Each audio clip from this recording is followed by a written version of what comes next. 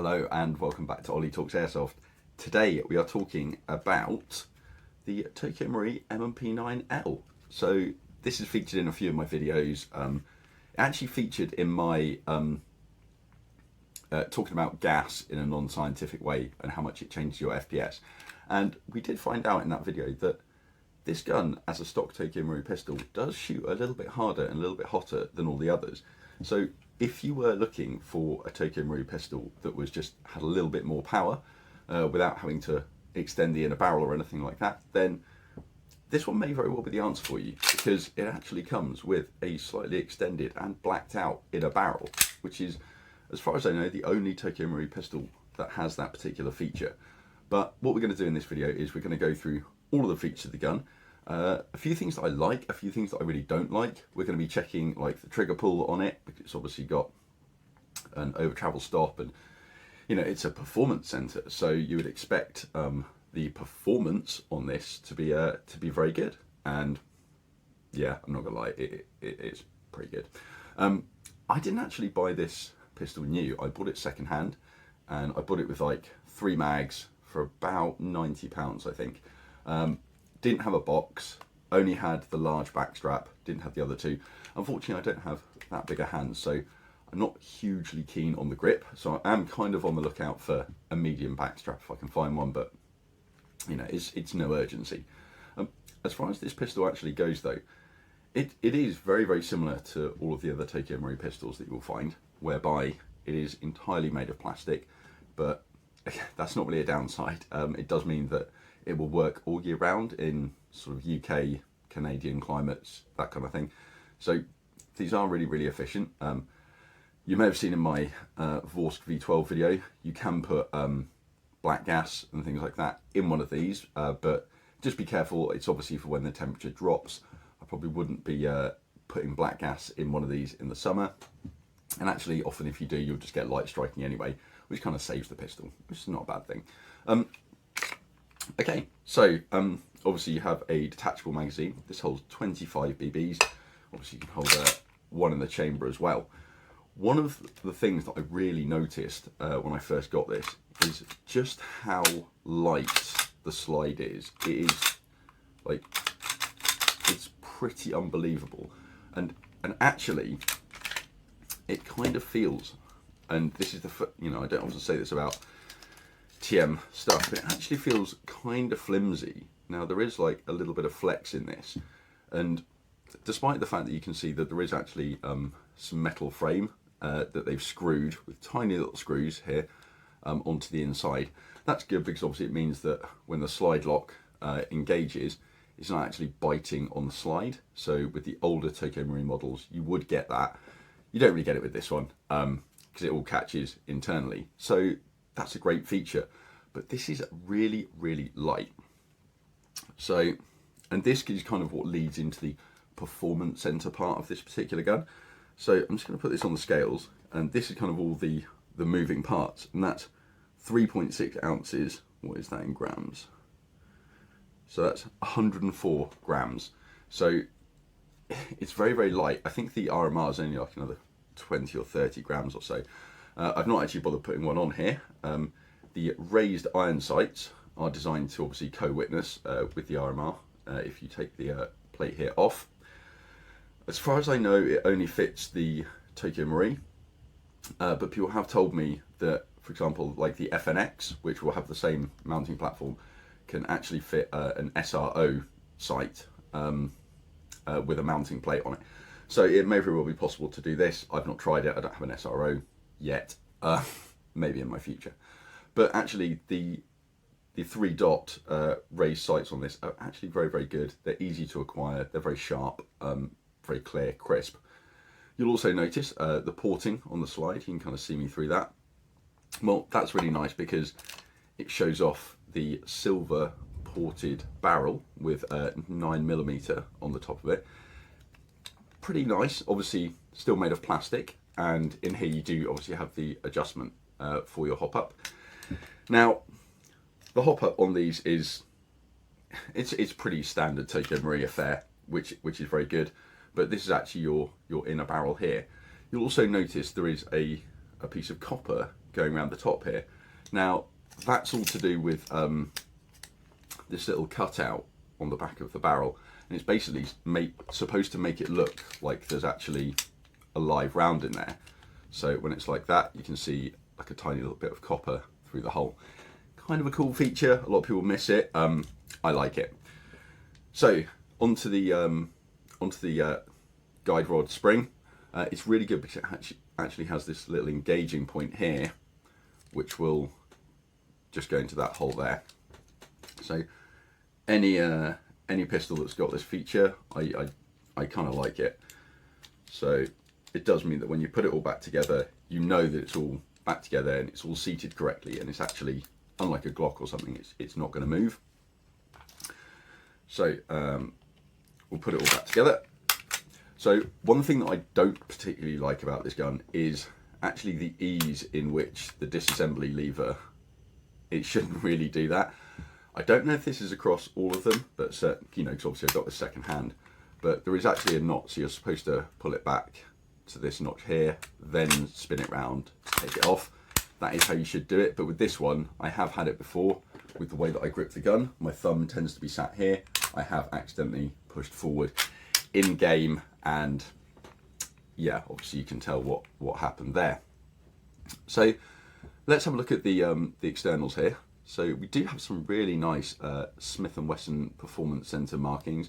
You do have the Tokyo Marui ASGK, and you've got some white caution markings on here. Pretty cool. Then also down on the grip, you've got a bit of a logo. Obviously this is the removable back strap here, so you basically take this piece at the bottom out, then you can remove it all. I'm not going to, I don't have anything to replace it with. So on here you have M&P and Performance Center. So you can see this has been used for quite a while, so it's kind of starting to get that Tokyo Marui sheen that they get on their plastic.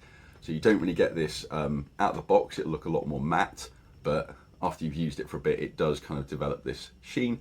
I don't really mind it too much, but it's not great. You can actually get polymer lowers. I'm kind of considering getting maybe a polymer lower for this, just to improve the texture, make it a little bit less smooth, because it really does kind of smooth out.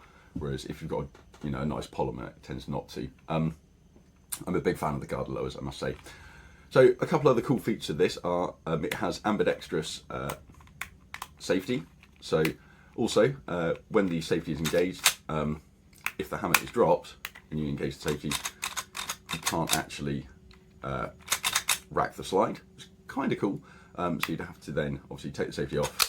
You can rack the slide at that point, and then when you put the safety on, you can then still rack the slide. It's kind of I don't know whether that's how the real gun works, to be perfectly honest, but that's how this works. Whether it's a feature or not, I'm not really sure. Okay, so we did talk about the weight of the slide, but we should probably just talk about the weight of the entire platform here. So I've got a mag in, it's got some gas but no BBs, and we are coming in at 643 grams. So this is quite a light pistol. This is a real contender with like your Glocks and things like that. So, but it's also a little bit different. And as I said at the start of this, it's got a little bit more power if you're going to be using it with green gas. Now, I'm not sure what the person before me used, but I've certainly always run it on green gas. Not had any issues, not had any problems. Runs fine. I have had a couple of issues with the magazines leaking just from the valves at the bottom. But my usual fix is to put some gas in and just leave the mag upright, and that tends to fix it. Yeah, 99% of the time that'll sort your problem. It's nice that they've got some little logos on the bottom here, but unfortunately they're pinned. I actually quite like the screwed in, but never mind. The weight of the magazine by itself, by the way, is 245 grams. So actually this is a pistol coming in at 398, so about 400 grams. Like, this is really, really light. And for the performance that you get, like, genuinely excellent. So, so we've talked about quite how light it is. You can see it gets hung up a little bit here like a Glock, and that's obviously because it's striker fired, and that is because we're trying to roll over this part here. So, lovely. Okay, so I do have my trigger pull gauge here.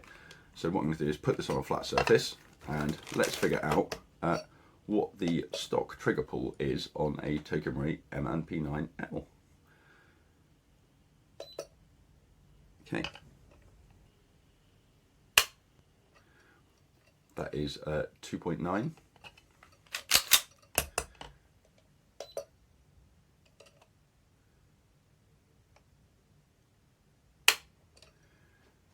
.84,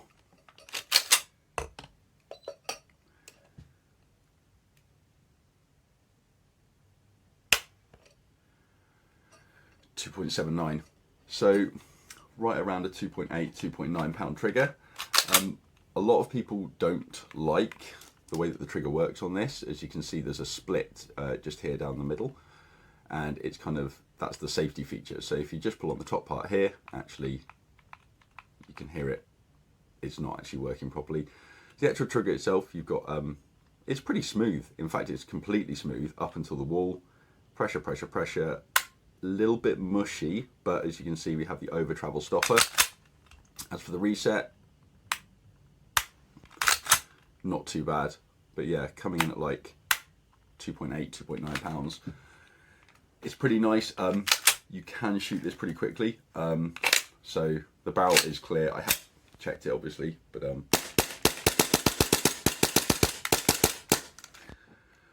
pretty nice. Obviously we do also have an ambi mag release, so if you are left-handed, this is going to be it's going to be pretty good for you, to be perfectly honest.